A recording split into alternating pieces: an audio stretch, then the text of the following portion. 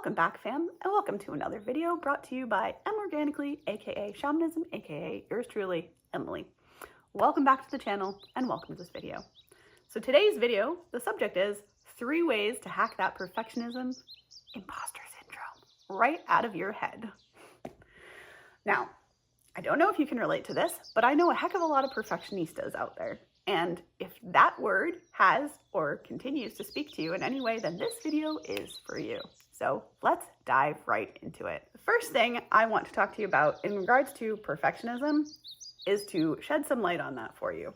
Now, I am a recovering perfectionist. That's my own coined term for it. I have come to realize the, shall we say, limitations of a perfectionist's mindset. And mostly the way that that was showing itself in my life was that I was so specific that I was basically strangulating out the things that I was trying to manifest into my life, which is a mistake. You know, it can be easier.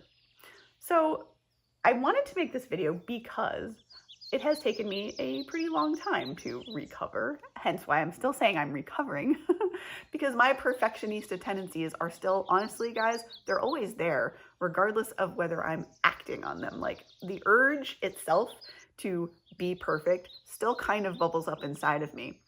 And that's exactly why I wanted to make a video about it.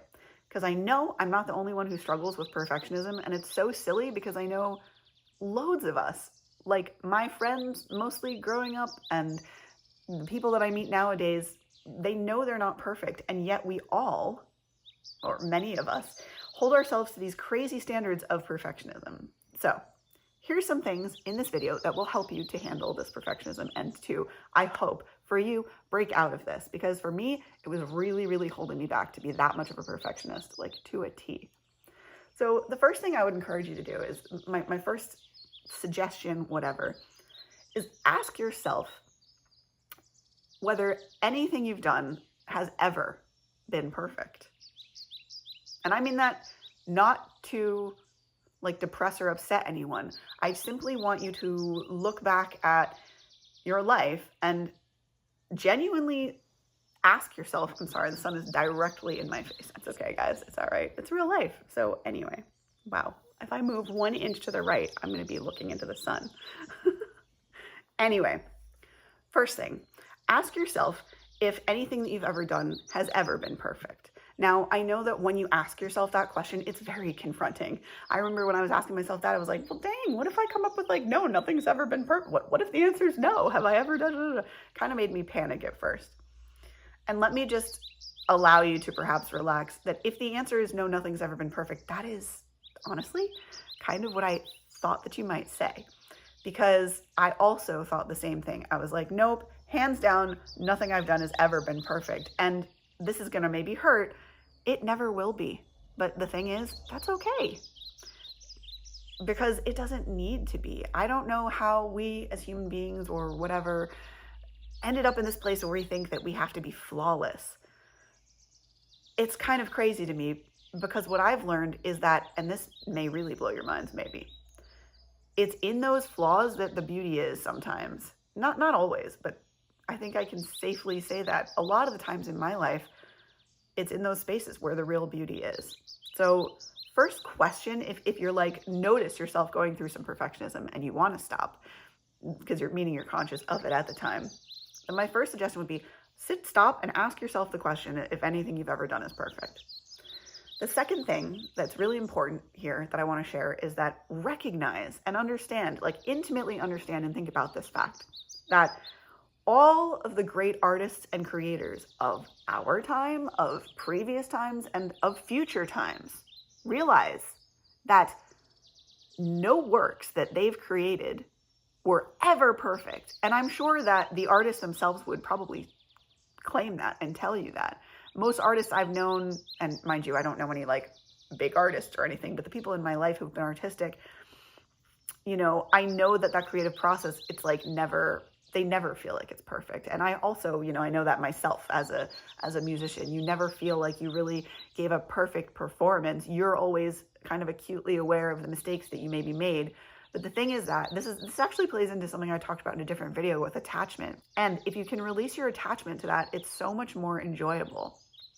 So I guess just thing number 2, recognize, know, and understand that even the absolute greatest artists, musicians, whatever artist type of our time, writers, everything, that they've probably never produced anything perfect either. And not as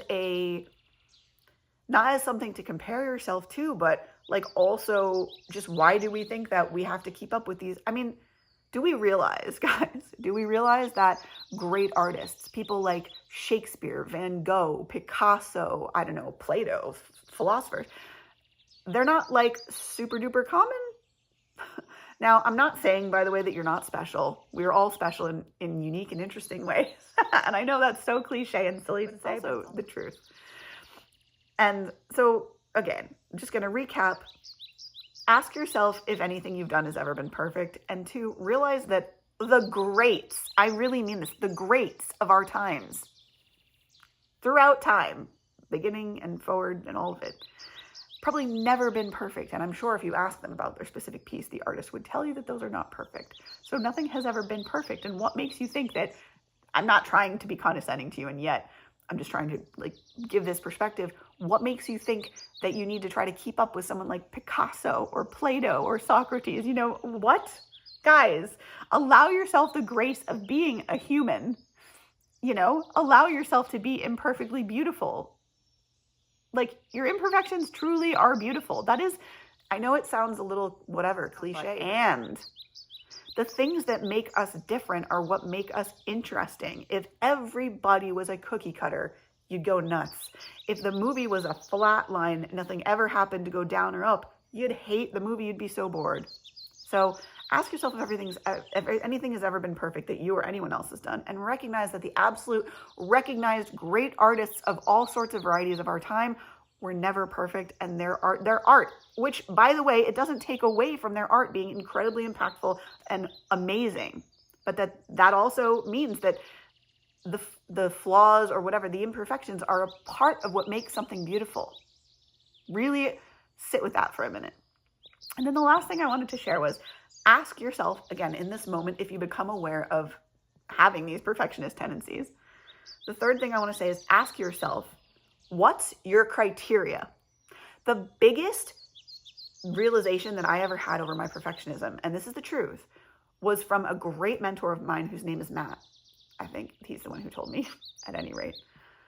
And what he had said in one of these lessons that I had gone through with him was, what's your criteria?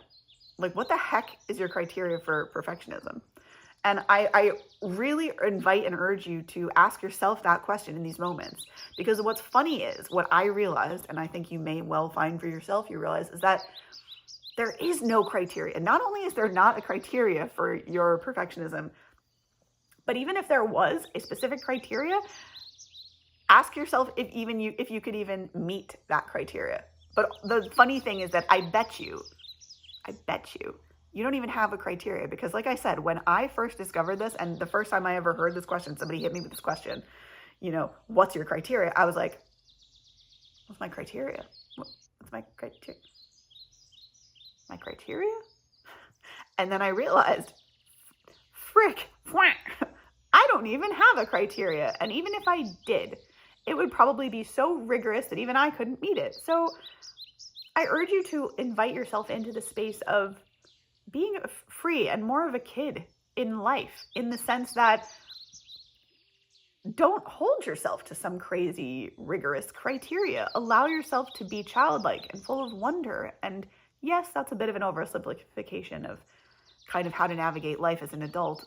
It's just that I think that will help you, if you're like me in perfectionism, to detach from these outcomes. Because so much of the time with perfectionism, and by the way, perfectionism, if you don't know, really is just sneaky imposter syndrome.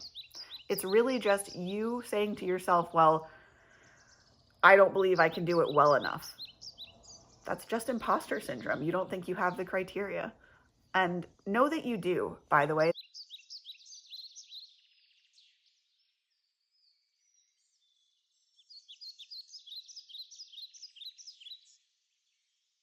There's no reason for anyone to feel imposter syndrome ever. You are an expert at what you know. You are here to do, be, and express exactly what you are. Beautiful.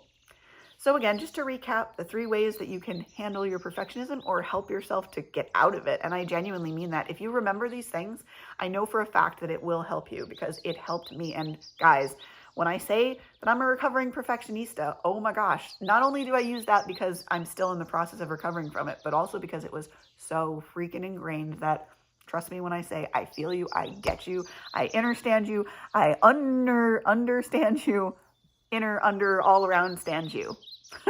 I get you. So the 3 things: ask yourself if anything you've ever done is perfect. Recognize that the great artists and writers and creators of our time were never perfect and never will be. And that doesn't diminish the potency, of their art. And third, and definitely not the least, what the heck is your criteria? Because if you don't have one, you can't meet it. There's no criteria that you have to meet.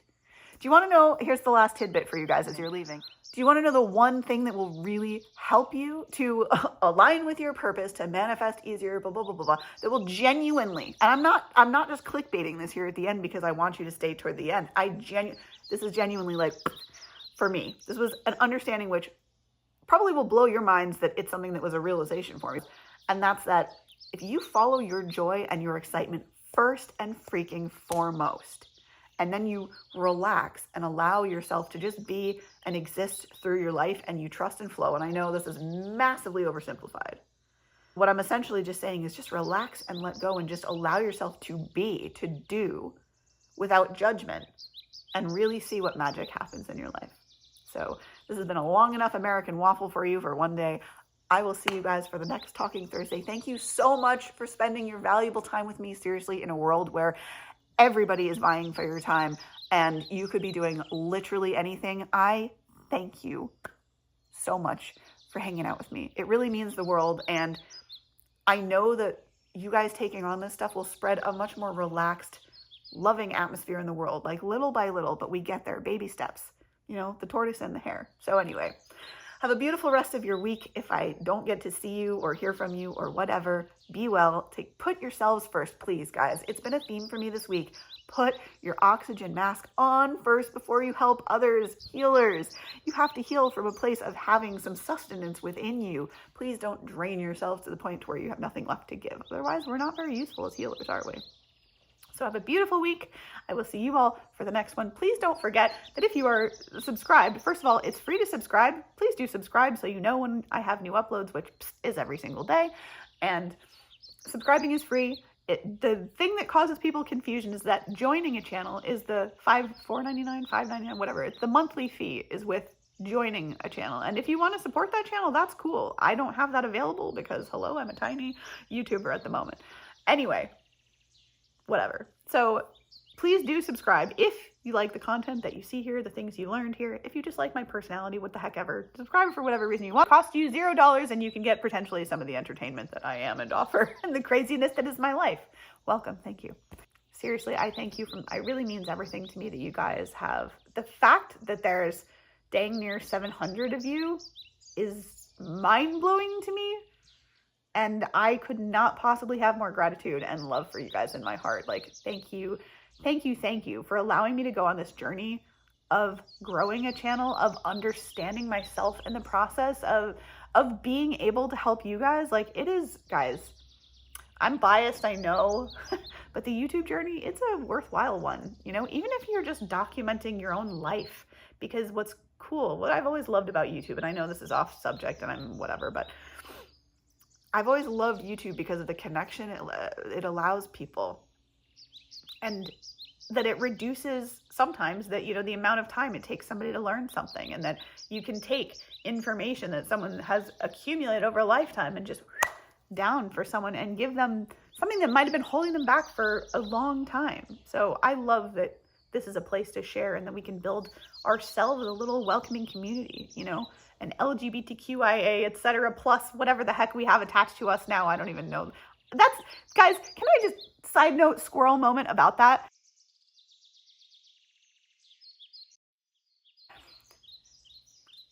I am, as you guys probably know by now, LGBTQIA, etc. plus person, right? And I just have to comment / kind of muse myself here at the fact that I, as a member of that community, don't even know all the letters.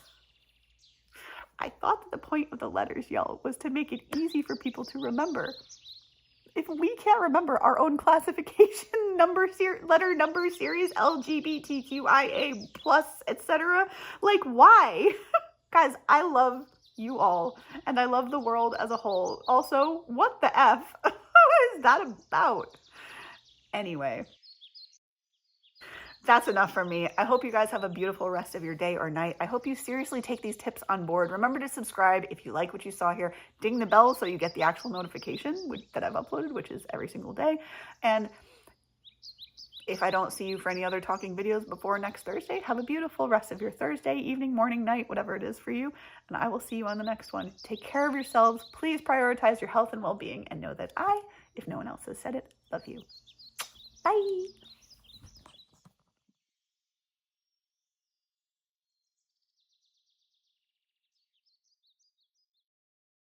Not but, and. That's awful. I can't use that.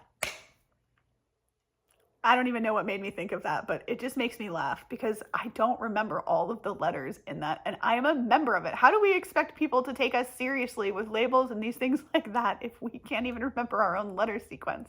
Guys, I don't know if I'm alone in that, but I feel like LGBTQIA is a little much because it's just a lot of letters. Like, I don't know. Maybe I can come up with a comedic singular word name for all of us or something that I can suggest to the world, but LGBTQIA, it just feels like they've each year they've tacked on a letter, and then now we're 8 years deep and we're supercalifragilisticexpialidocious level of length here. Anyway, it genuinely was it, but more importantly, you shouldn't have one because I'm just gonna scoot a bit for this so that I'm not distracted talking to y'all. And now I did lose my thought anyways because the sun was in my eye. So let's dive right into it.